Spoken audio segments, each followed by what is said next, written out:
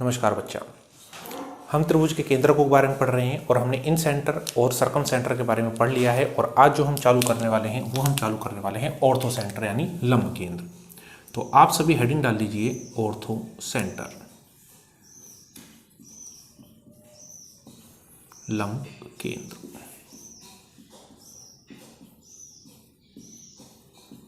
लंब केंद्र ortho centre क्या होता है? मैं आप लोगों से कहता हूं, यदि त्रिभुज ए बी सी के प्रत्येक शीर्ष से सामने वाली भुजा पर एक लंब डाला जाए,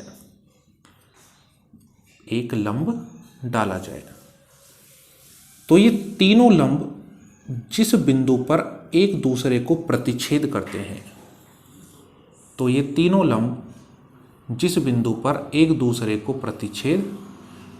हैं, वह बिंदु ऑर्थो सेंटर कहलाता है, जिसे मैं किसे डिनोट करता हूं? H से। तो यहां पर जो ये मेरा H है, तो जो यहां पर मेरा H है, इस H को मैं क्या बोलता हूं? Ortho centre. इस H को मैंने क्या बोला? Ortho centre. तो बच्चा, मैंने आप लोगों से क्या बोला? त्रिभुज के शीर्ष से उसकी सामने वाली भुजा पर डाला गया एक लंब परपेंडिकुलर, इसी प्रकार दूसरे शीर्ष से और इसी प्रकार तीसरे शीर्ष से, तीनों शीर्षों से डाले गए परपेंडिकुलर लंब जिस बिंदु पर एक दूसरे को इंटरसेक्ट करते हैं, वही बिंदु मेरा क्या कहलाता है? ऑर्थो सेंटर यानी क्या? लंब केंद्र। अब बात आती है कि लंब केंद्र पर बनने वाला कोण क्या होता है। तो बच्चा, मैं आप लोगों से कहता हूं कि यदि मैं इस बिंदु को नाम दे देता हूं D, इसको नाम दे देता हूं E और इसको मैं नाम दे देता हूं F, तो मैं बात करता हूं चतुर्भुज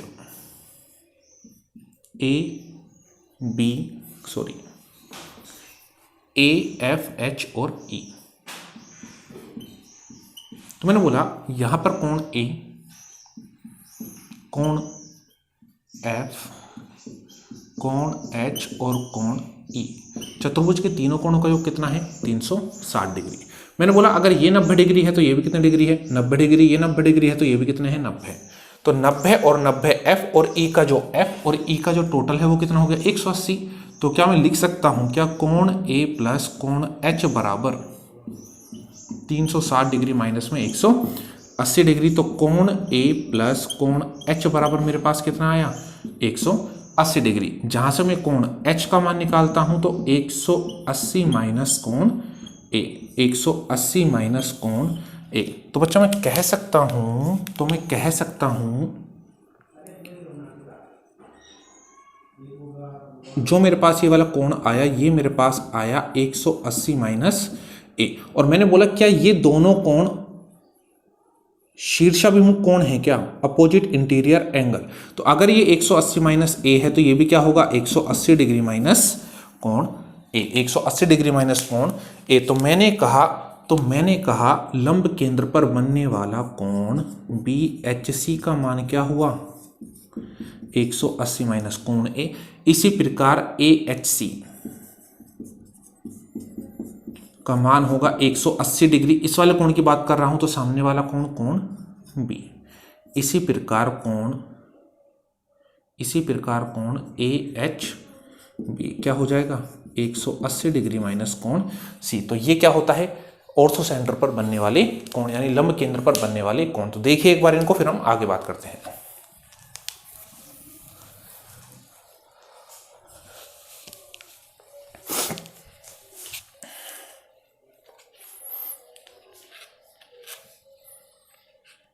चलिए,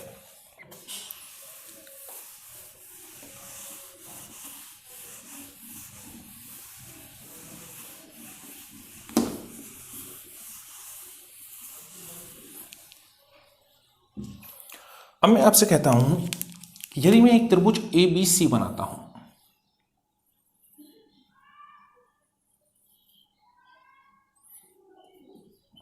A, B और C, और इस त्रिभुज के अंदर एक है आपका H यानी ऑर्थो सेंटर।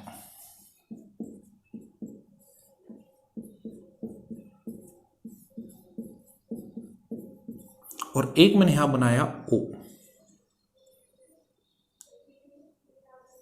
यानी सर्कम सेंटर, जिसके बारे में हम पिछली क्लास में पढ़ चुके हैं, सर्कम सेंटर।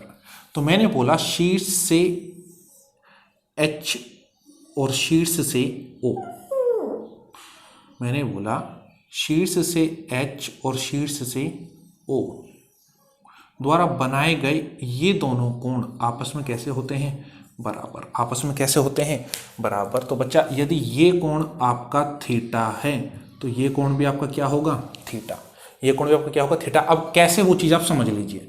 मैंने बोला अगर ये शीर्ष लंब है, इसको मैं आगे बढ़ाता हूं तो ये कोण कितने डिग्री का है, 90 डिग्री का। ये कोण कितने डिग्री का है बच्चा, 90 डिग्री का। और मैंने बोला अगर मैं ये सर्कम सेंटर है और मैं इसको बोल देता हूं और सर्कम सेंटर से मैं एक सर्कल खींचता हूं तो क्या होगा, सर्कम सर्किल।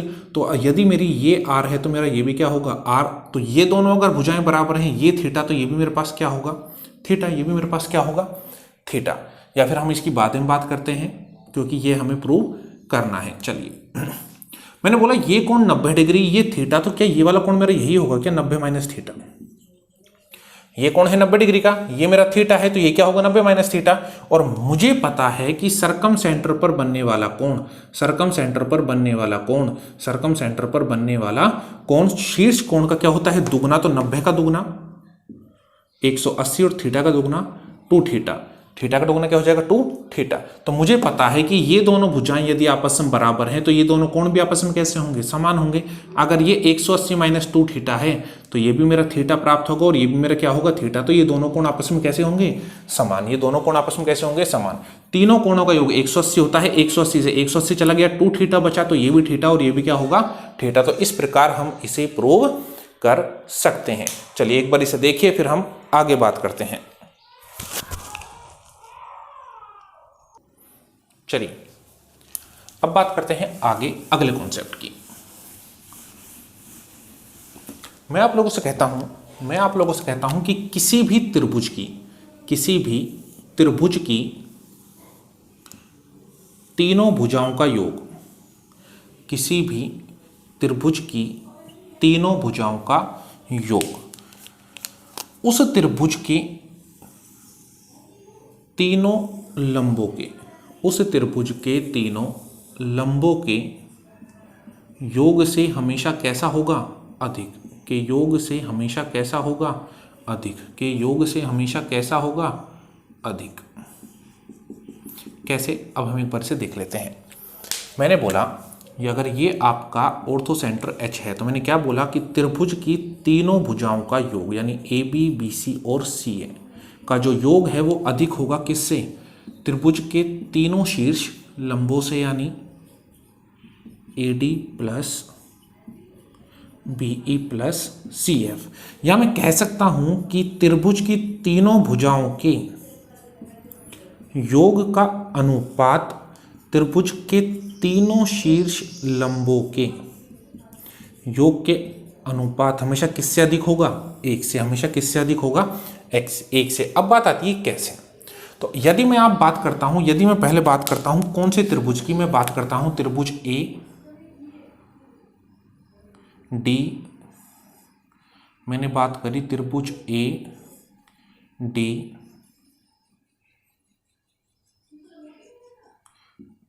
और B से। मैंने कौन से त्रिभुज से बात करी, त्रिभुज ADB से। तो मैं आप लोगों से कहता हूं यदि ये कोण 90 डिग्री का है, यदि ये कोण 90 डिग्री का, तो 90 के सामने क्या है, 90 के सामने क्या होता है, कर्ण, जो कि एक समकोण त्रिभुज में सबसे बड़ी भुजा होती है। यानी मैं कह सकता हूं कि जो AB है वो बड़ा होगा किससे, AD से। किससे बड़ा होगा, AD से। इसी प्रकार यदि मैं आप लोगों से कहता हूं त्रिभुज, मैंने अब त्रिभुज जो लिया है वो लिया है BEC।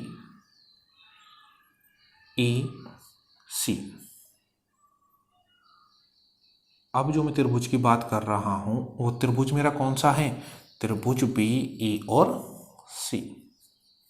त्रिभुज BE और C। ये कोण कितने डिग्री का, 90 का। 90 के सामने की भुजा कर्ण जो सबसे बड़ी होती है, तो त्रिभुज BEC से। तो कर्ण कौन सा है, BC, जो बड़ा होगा किससे, BE से। तो मैं लिख सकता हूं कि जो BC है वो बड़ा होगा किससे, बी ई से। और इसी प्रकार अगर मैं बात करता हूं अपने आखिरी त्रिभुज से, कौन से त्रिभुज से, C F A, C F A से, तो मैं यहां से कहता हूं जो एसी की लंबाई है, जो एसी की लंबाई है, ये एसी की लंबाई बड़ी होगी किससे, सी एफ से, सी एफ से। और मैं कहता हूं यदि मैं इन तीनों समीकरणों को आपस में जोड़ दूं तो मेरे पास क्या आ जाएगा, A B plus B C plus A C बड़ा होगा A D plus B E plus C F से। और बच्चा मुझे यही तो प्रूव करना था, बच्चा मुझे यही तो क्या करना था, प्रूव करना था। तो एक बार देखिए, मैं देख लेता हूं ये साइड से कट तो नहीं रहा है, बिल्कुल नहीं कट रहा है। चलिए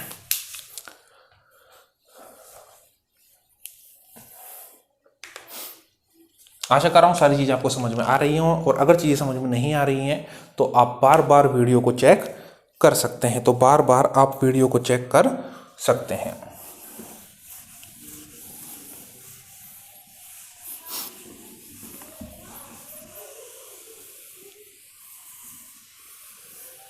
चलिए अब बात करते हैं पोजीशन ऑफ ऑर्थोसेंटर।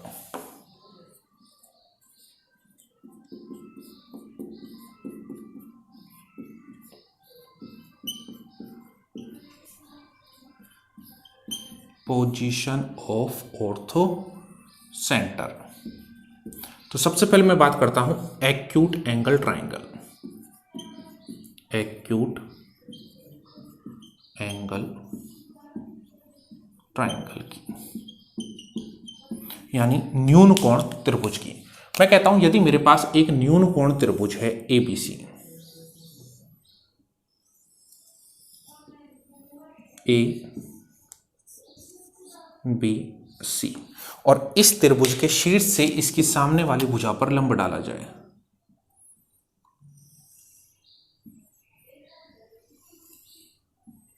तो मैं कहता हूं कि जो तीनों लंब हैं ये कहां एक दूसरे को इंटरसेक्ट करते हैं, त्रिभुज के अंदर। तो न्यून कोण त्रिभुज में जो ऑर्थो सेंटर की पोजीशन होती है, स्थिति होती है, वो कहां होती है, त्रिभुज के अंदर। वो स्थिति इसकी कहां होती है, त्रिभुज के अंदर। इसी प्रकार अगर मैं बात करता हूं ऑब्ट्यूज एंगल ट्राइंगल की,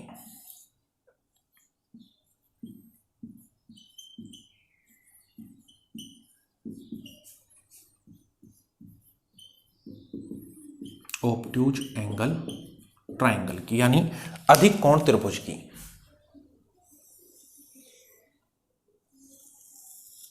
ये आपके सामने एक अधिक कोण त्रिभुज है, त्रिभुज ए बी सी। और यदि मैं बात करता हूं इसके लंब समद्विभाजकों की, तो मैंने बोला अगर मैं इस शीर्ष से इस सामने वाली भुजा पर लंब समद्विभाजक डालता हूं तो मुझे ये भुजा आगे बढ़ानी पड़ेगी, और ये मेरा क्या होगा, यहां से एक लंब समद्विभाजक। इसी प्रकार यदि मैं इस शीर्ष से इस वाली भुजा पर लंब डालूंगा तो मुझे ये वाली भुजा आगे बढ़ानी पड़ेगी, और ये मेरा क्या होगा, यहां से एक लंब समद्विभाजक। और इसी प्रकार यदि मैं इस शीर्ष से इस सामने वाली भुजा पर ये लंब डालता हूं और इस लंब को मैं आगे बढ़ाता हूं, इस लंब को मैं कहां बढ़ाता हूं, आगे, तो तीनों शीर्ष लंब यहां पर एक दूसरे को इंटरसेक्ट करेंगे। तो मेरे कहने का मतलब क्या है कि अधिक कोण त्रिभुज में जो ऑर्थो सेंटर होता है, लंब केंद्र होता है, वो कहां प्राप्त होता है, त्रिभुज के बाहर। तो यह जरूरी नहीं है कि ऑर्थो सेंटर त्रिभुज के अंदर ही प्राप्त हो, ऑर्थो सेंटर त्रिभुज के बाहर भी प्राप्त हो सकता है। तो ये तो बात हुई एक्यूट एंगल ट्राइंगल और ऑब्ट्यूज एंगल ट्राइंगल की। अब बात आती है most important right angle triangle की, समकोण त्रिभुज की।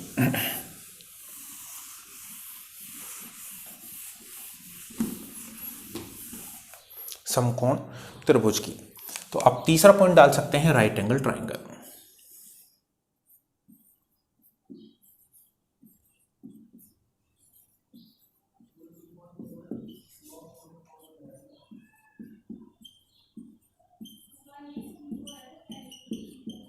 राइट एंगल ट्राइंगल समकोण त्रिभुज। तो बच्चा मैं आप लोगों से कहता हूं कि मेरे पास एक समकोण त्रिभुज है ए बी सी,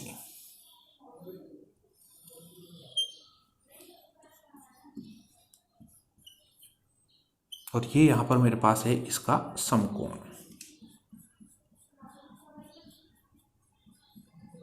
ये मेरे पास यहाँ पर क्या है, इसका समकोण। तो मैं आप लोगों से कहता हूं कि शीर्ष से सामने वाली भुजा पर लंब डाला गया 90 डिग्री का कोण, इस शीर्ष से लंब डाला गया 90 डिग्री का कोण, और यदि मैं इस शीर्ष से यहां पर सामने वाली भुजा पर लंब डालता हूं तो ये कितने डिग्री का कोण है, ये मेरा कोण है कितने डिग्री का, 90 डिग्री का। और जिस बिंदु को मैं नाम दे देता हूं डी, जिस बिंदु को मैं क्या नाम देता हूं डी।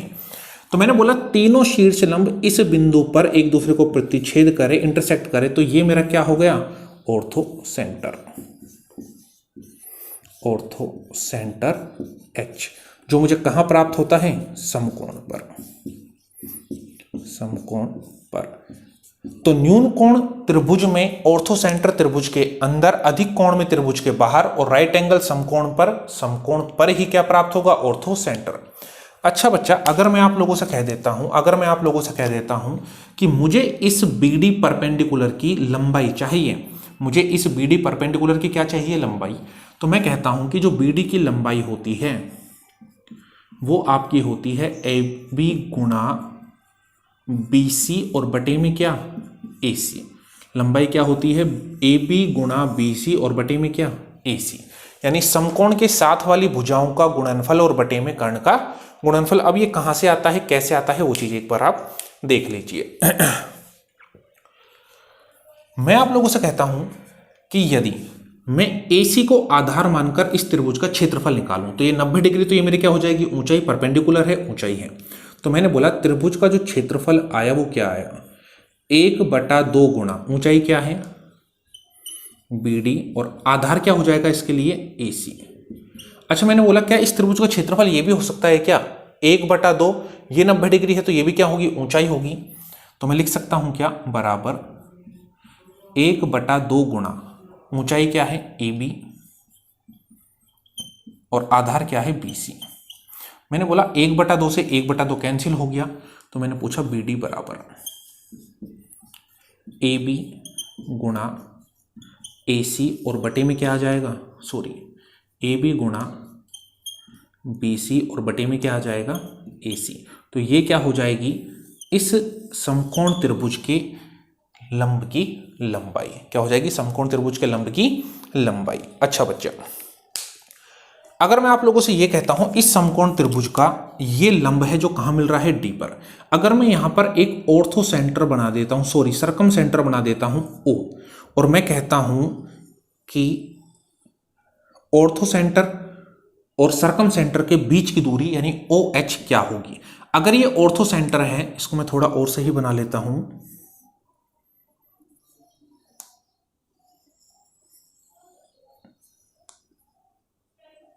ये मेरा क्या है, सरकम सेंटर O।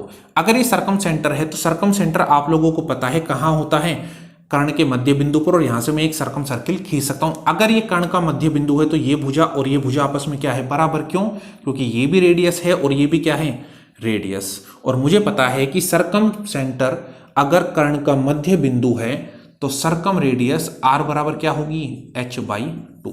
तो मैं क्या कह सकता हूं, ये रेडियस, तो क्या ये भी आपकी रेडियस ही होगी क्या, ये भी आपकी क्या होगी, रेडियस। तो मैं कह सकता हूं कि डिस्टेंस बिटवीन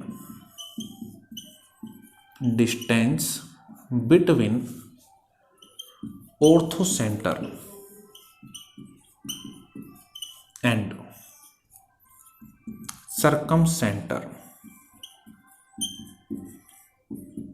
इन ए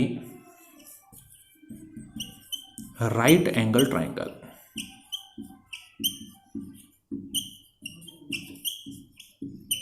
यानी जो OH की लंबाई होगी वो क्या होगी, कर्ण की आधी, जिसे मैं क्या बोलता हूं, सरकम रेडियस। तो ये क्वेश्चन भी आपके एग्जाम में पूछ सकता है। तो एक बार इसे देखिए, इंपॉर्टेंट लगा लेना राइट एंगल ट्राइंगल को। बात आगे करते हैं।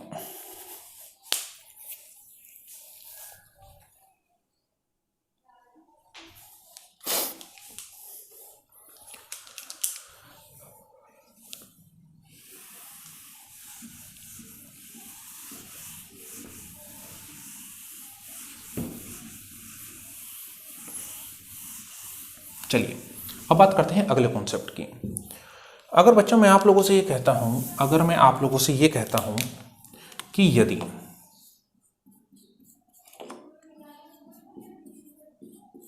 त्रिभुज की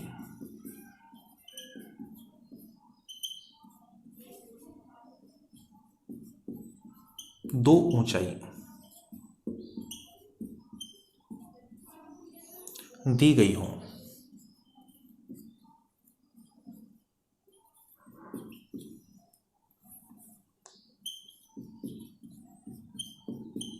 तो उसकी तीसरी ऊंचाई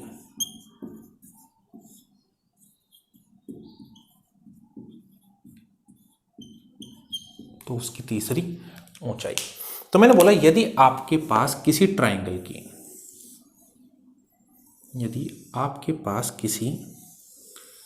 ट्राइंगल ABC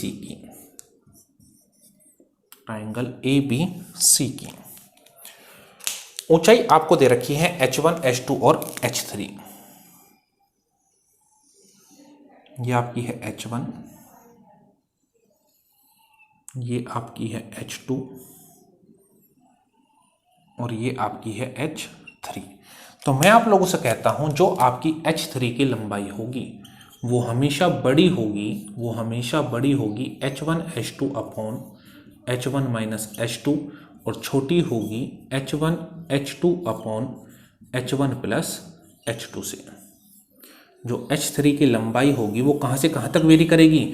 दोनों ऊंचाइयों के गुणनफल और उनके अंतर के अनुपात से, दोनों ऊंचाइयों के गुणनफल और उनके योग के अनुपात तक। अब बात आती है कि ये चीज़ें आपकी आती कहाँ से हैं? ये चीज़ें आपकी आती कहाँ से? ये मेरे पास क्या है? Ortho centre H। ये बात आती है ये चीज़ें आपकी आती कहाँ से हैं? तो मैं आप लोगों से कहता हूं यदि मैं इस त्रिभुज का क्षेत्रफल निकालूं तो क्या इस त्रिभुज का क्षेत्रफल ये होगा क्या? 1/2 शीर्ष A है, सामने वाली भुजा A, सामने वाली भुजा B और सामने वाली भुजा C। A H1 बराबर 1/2 B H2 बराबर 1/2 C H3। और अगर यहां से मैं ऊंचाई निकालता हूं, या यहां से मैं भुजा निकाल लेता हूं, तो भुजा बराबर A बराबर 2 डेल्टा अपॉन H1 बराबर B बराबर 2 डेल्टा अपॉन H2 और C बराबर 2 डेल्टा अपॉन H3। हमने त्रिभुज की पहली क्लास में पढ़ा था कि त्रिभुज के निर्माण के लिए त्रिभुज की दो भुजाओं का योग तीसरी भुजा से अधिक और उन्हीं दो भुजाओं का अंतर उस तीसरी भुजा से क्या होना चाहिए? कम।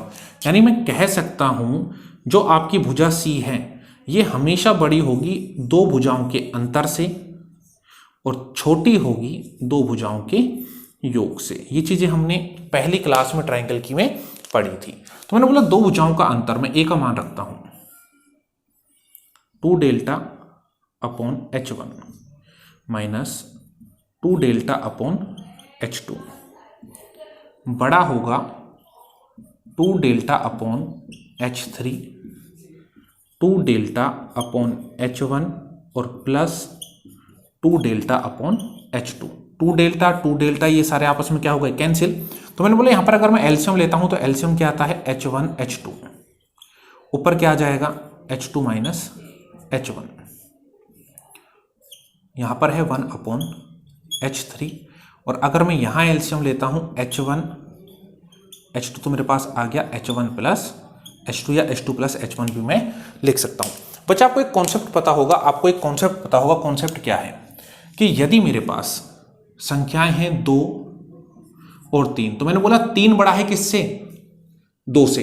और यदि मैं इसको उल्टा कर देता हूं 1/2 और 1/3 तो मैंने बोला ये साइन बदल जाता है, तो अब ग्रेटर देन क्या हो जाएगा? 1/2। तो ये चीज शायद आप लोगों को पता होंगी, मैं आशा करता हूं आपसे। अच्छा जी, तो मैंने बोला अगर मैं इन सबको उल्टा कर देता हूं, यदि मैं इन सबको उल्टा कर देता हूं तो मेरे पास क्या आएगा? H1 H2 बटे में H1 माइनस H2 का मूड, ये साइन चेंज हो जाएगा, ये साइन बदल जाएगा, तो ये मेरे पास क्या है? ग्रेटर देन H3 और ये भी साइन चेंज हुआ तो H1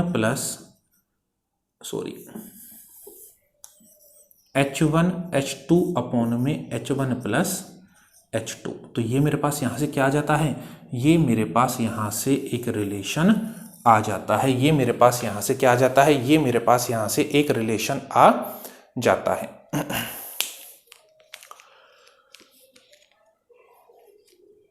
तो बच्चा मैं आशा करता हूं कि ये चीजें आपके समझ में आ गई होंगी, और यहां से एसएससी ने एक दो बार क्वेश्चन पूछे हैं मेंस के अंदर, तो आप यहां से उस क्वेश्चन को सोल्व कर सकते हैं। तो आगे बात करते हैं, एक छोटा सा कॉन्सेप्ट और बचा हुआ है, उसके बाद हमारा ऑर्थो सेंटर कंप्लीट हो जाएगा। तो आप इसे देख लेना, समझ में नहीं आया है तो इसे वापस रिमाइंड करके भी देख सकते हैं।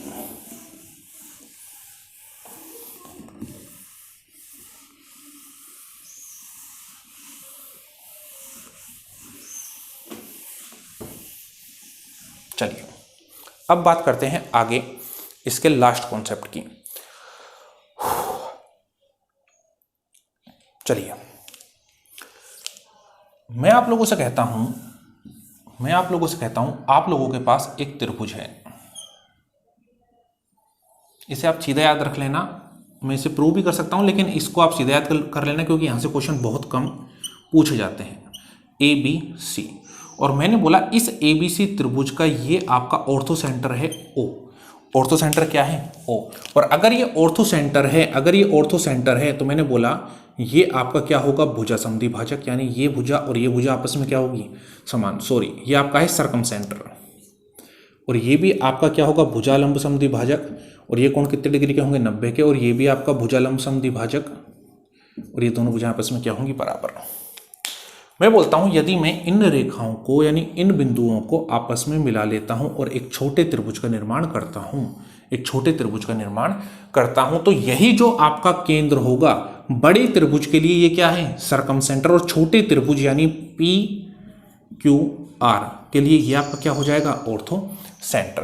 तो मैं यहां पर लिख भी देता हूं इस चीज को कि त्रिभुज ए बी सी के लिए केंद्र सी क्या है? Circum centre. और त्रिभुज पी क्यू आर के लिए यही आपका क्या होगा? H, ortho centre. चलिए दोस्तों, तो आज की क्लास के लिए इतना ही है। ऑर्थो सेंटर की थ्योरी आपकी कंप्लीट है, और इस चीज़ को आप याद रखना, ऐसे थ्योरेटिकल क्वेश्चन आ जाता है, कभी कभी न्यूमेरिकल पूछ लेता है, लेकिन बहुत कम चांस होते हैं, इसलिए मैं इसे प्रूव नहीं कर रहा हूं। तो आज के लिए इतना ही। Tata bye bye.